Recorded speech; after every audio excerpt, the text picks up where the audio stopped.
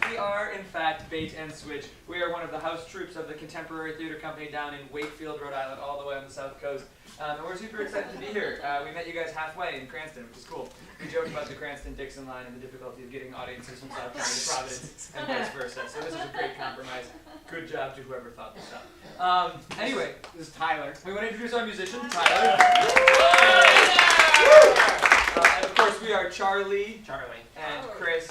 And so we're going to just do a couple of short scenes probably for you of different kinds. We're going to start off with one of our favorite handles, or our favorite ways of playing. It's word at a time, forces us to listen to one another really closely, which is important in improvising. So, do you want to get anything to start, or do you want to just jump right in? Yeah, let's just get a type of plant. You missed flytrap? Or a hosta or a fern. I don't know what a hosta is, actually.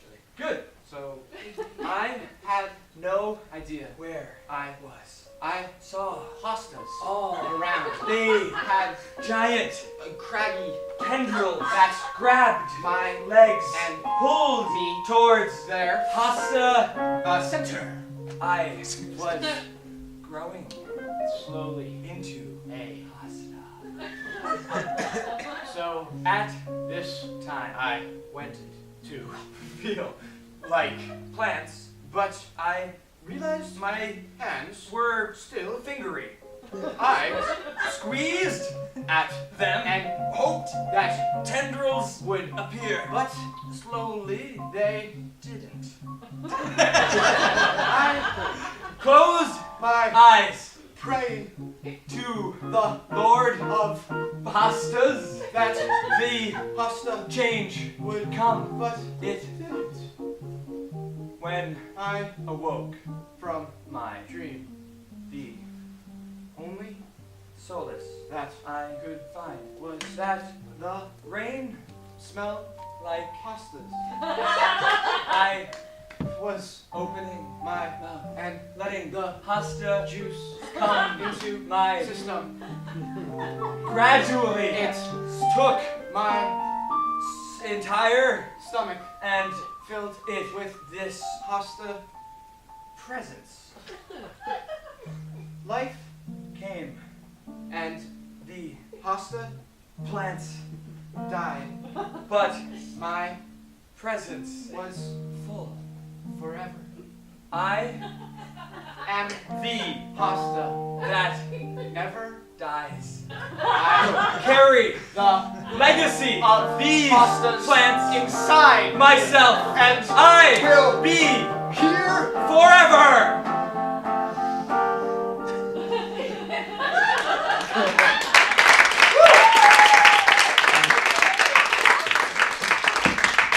We like to do one of those to start off because if things get really weird, we can each blame the other one. And it sort of gives us those moments of pasta juice filling our mouths and stomachs. It's a beautiful thing. Let's do a mono scene, just a straight scene. Okay. For this, one of our favorite ways to start scenes is to ask the audience for a character that they'd actually like to see tonight, something that might be interesting or exciting or inspiring to you. In recent shows, we have done a belligerent warthog, and we had a reluctant nun, a mischievous old lady, a murderous shopkeeper, anything like that that sort of inspires you. Basically, an adjective and a person is what it comes down to. Misunderstood surgeon. A misunderstood surgeon is very good. We try to get one or two just to. Anyone else? Everyone else? Crazy hairdresser. A crazy hairdresser. An angry football player. An angry football player. Yeah, that's in the news a lot. Copacetic cheerleader. Those two kind of go together. Which inspired you, Charlie? I'm most inspired by the misunderstood surgeon. Cool. There it is. Once again, everybody, Tyler Brown. Woo! Yeah. Scalpel.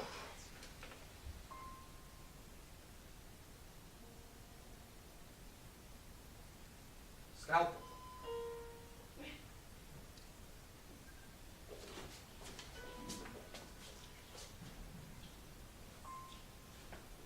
Sorry, Doctor.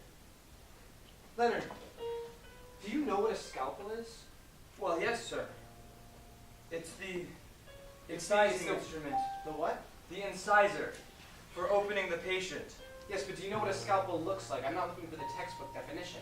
I'm looking, do you physically know what a scalpel looks like. Sir, I'm sorry. Here. Leonard, sit down.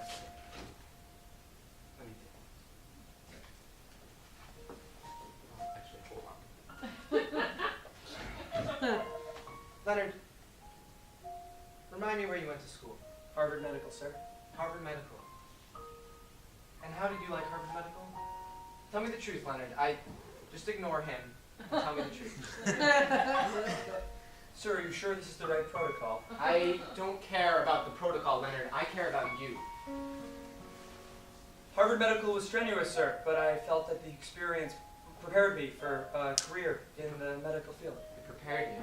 I feel ready for the challenge, sir, but I am perplexed. I had heard rumors that working with you could be difficult. I don't understand. Most people don't. You see, they have a kind of reputation around Harvard Medical School. They think of me as a sort of miracle doctor, social anomaly, a kind of person who... A shaman, sir. They call you a shaman. I don't like that word, but they do. But I'm not just a shaman of the physical. I'm a shaman, I like to think at least, of the soul. And I see a conflicted soul in you, Leonard. Permission to remove my surgical mask, sir. Granted. What do you see? Where did you get that? Harvard Medical, sir. I didn't know anyone was practicing that at Harvard Medical School. One professor. Professor Lux. Lux. That's right. He sent me to work with you. Lux sent you to work with me? He said no one else would, but he said I would understand you. I'm afraid, though, that he might have been wrong. I don't Leonard, sit know. down. Shouldn't we tend to the patient, sir? The patient can wait, Leonard. I'm dealing with a different patient. That's you, Leonard. Because Professor Lux would only send you with this if one thing was true. And that one thing is that he believed you and I were meant to work together. Permission to remove your surgical mask, sir. Permission granted. You see, It's the same. Professor Lux and I worked together once before. In Norway? That's right. That was you? It was. He has the papers still? All over his office. The Miracle Cure of Copenhagen. 1995. Copenhagen, Norway. A small village with an outstanding medical center. But even they weren't prepared for what you did in 95. No, they were not. We did incredible things. And if Professor Lux has sent you to me now, that can only mean we can do incredible things. What's the prognosis for the patient? He's dying, Leonard. Of? Heart failure. Leonard, I don't need a scalpel. I need a grapple. Sir! I've never seen one of these used before.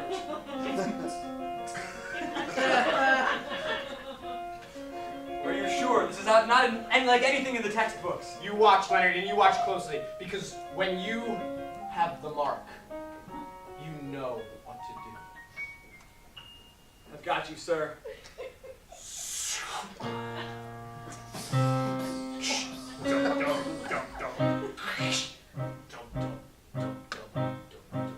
can feel his life in my hands. Hold it tight, Leonard, and you cannot let go of that.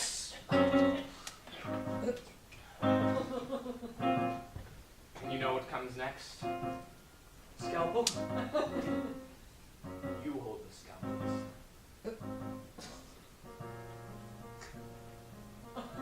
Cover your eyes, doctor.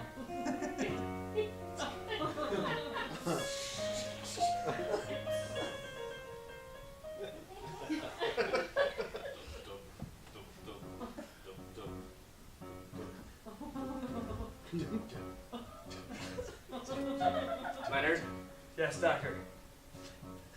Good. Do that. That one. Okay. I'm the doctor now.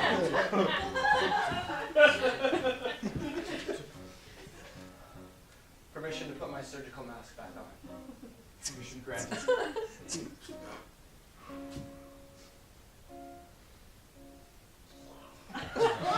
I'm ready to reanimate the patient. I'm ready to give him my life force. You're a brave man. Pull the switch, Leonard. And Leonard.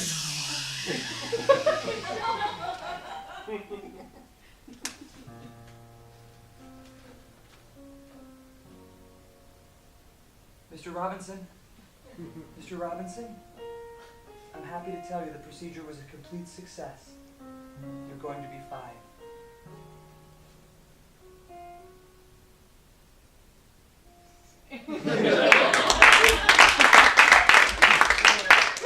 Silent down, everybody. Your phone's running the timer, so we know how much time we have, but it says low battery. So, anyone in the back know how much time we have? 10 minutes, all right. You said we could do 2.5 hours, so okay. So, you want to do another scene like that, or do you want to go to another short form handle? Let's do another one of those. Cool. Okay. What were some of the The other characters exact you would? scene. We'll do the same. Yeah. We're gonna repeat the scene for you. What's another type of character you might be interested to see on stage? See one of us do or whatever. Copacetic cheerleader. A cheerleader who's like okay. Philosophical waitress. Yeah, that's it. That's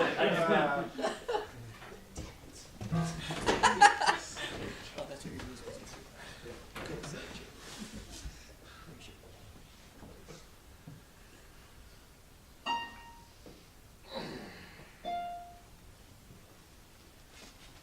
Excuse me. What is it? My coffee was getting cold. Is it? Yeah.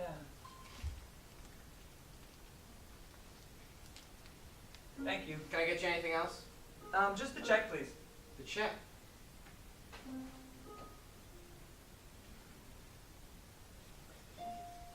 Thank you.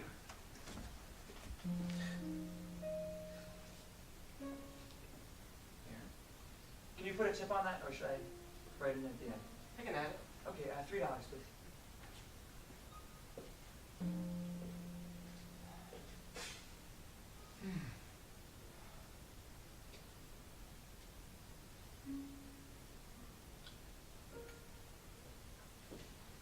Sir? Yes. This is a little strange. I wouldn't normally do this, Is but something wrong with the card? No, I have enough. nothing was wrong with the card. I just wanted to say something. I noticed your book bag. Oh, yeah. I'm a student. Thorough, it's cool. Yeah. I was wondering if maybe you would like to talk about it sometime. And if that's too weird of a thing for a waitress to ask you, I can. No. I mean, you're a person too. I suppose. I never thought of it that way before, but you know. Yeah, I'm just starting it. I'm in a philosophy class. I'm not really like a literature guy. I'm gonna be a structural engineer, but I have to take it for my qualification. That's in cool. general. And so, yeah. I mean, I can't talk too much right now. I'm working. Oh yeah, right. Of course. But Can you- maybe later, like at 5. What's your name? Jen. I'm Mike. 5 o'clock? Yeah. I'll come back. Thanks. Thank you. Could I get my card? Oh, yeah. I'll get that for you. Thanks.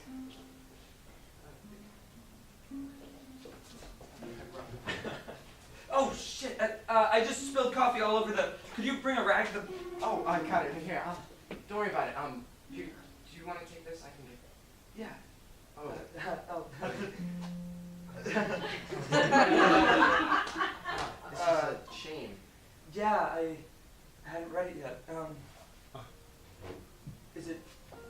I don't know what to do with It's full of coffee. it. I hope 5. Yeah, I was gonna go read it actually right now. Now I can't. So, can you explain to me what it's about?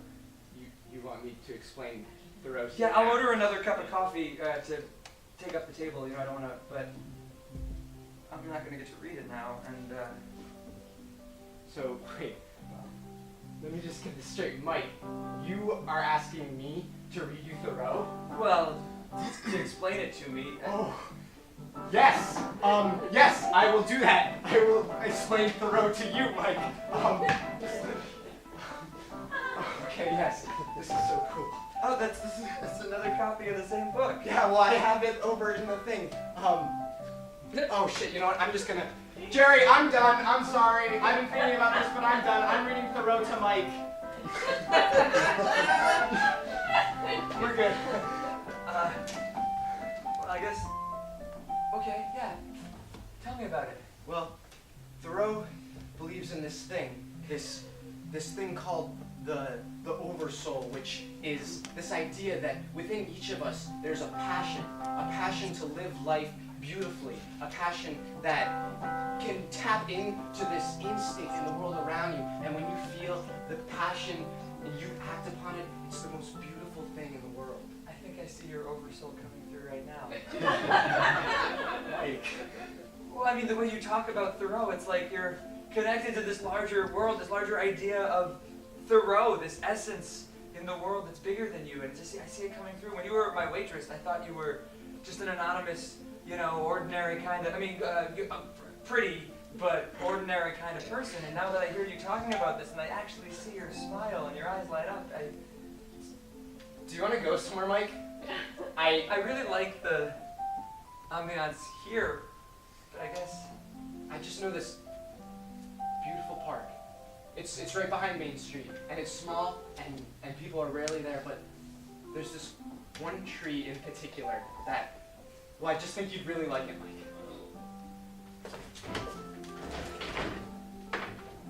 We cut to underneath that tree.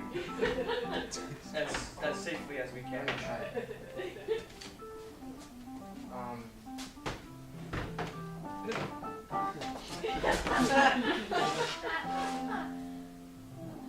Wow. Yeah. Wow. I feel like my whole life has been lived kind of in ignorance. I mean, I thought I understood the numbers and the angles and the formulas, and I got what every chair and every building and every bird was doing, but it's like I never saw any of the color or the... I don't know. This is all stupid. I'm sorry. No, Mike. It's not stupid at all. No. It's beautiful. Where did you come to understand all this? You just kind of get it by living, I guess.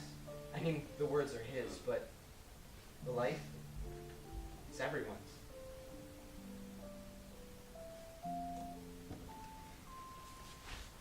Will you come to my philosophy class with me? Mike. It's at 7:30 tonight. We can go together. We could get dinner before or after. I know a cool little diner downtown. Yeah. Yeah, of course. I'd love to. And maybe, if it's fun, you could come all the time. To my philosophy class and everywhere. That sounds incredible, Mike. I'd really like to. I think I love you. Mike.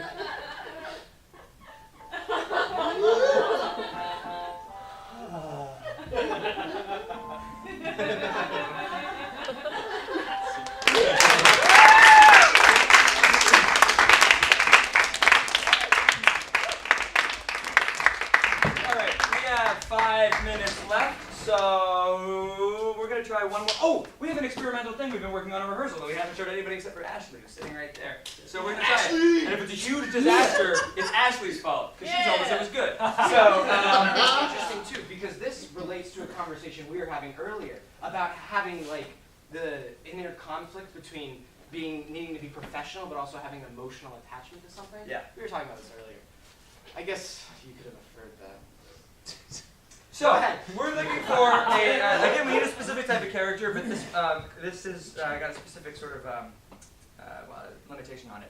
We're interested in characters who have a specific conflict within themselves, like Charlie was kind of alluding to. For example, maybe a soldier who has to be really tough but also sees some really horrible things, or a politician who has to lie about the truth as they see it in order to get elected, things like that. People have conflicts on a pretty heady level. Soldier, police officer might, or a lawyer who has to represent an evil company or something. What's another kind of person like that? I know it's a big thing, but we're trying something new. A leprechaun with a generous spirit. A psychiatrist? A psychiatrist with dementia. Or a psychiatrist maybe who knows... Yeah, I'm interested in like a therapist who knows something about a patient.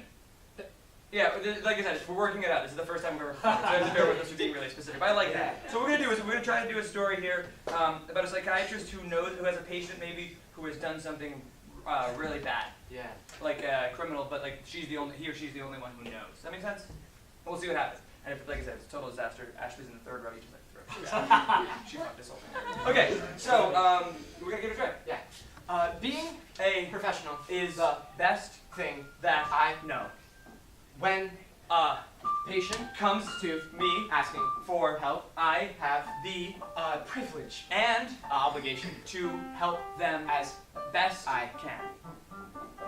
for Example: one patient, by the name of John Smith had done a terrible thing. He Had taken money from his place of employment and used it to buy kitty uh, porn. He had no a choice but to come, clean. but He only did that in my presence. he Told me this horrible thing that I couldn't tell anyone in the world. I Now, am moving towards helping, him. but It isn't an easy. conversation John, is a good. man, He has many upstanding, qualities. but He also has kitty. porn. Being A a psychiatrist it has been rewarding for me to be working with John, helping, him, but it never seems to make him. better. I Am doing my job and slowly we are finding an optimal end for it. I Haven't any new regrets.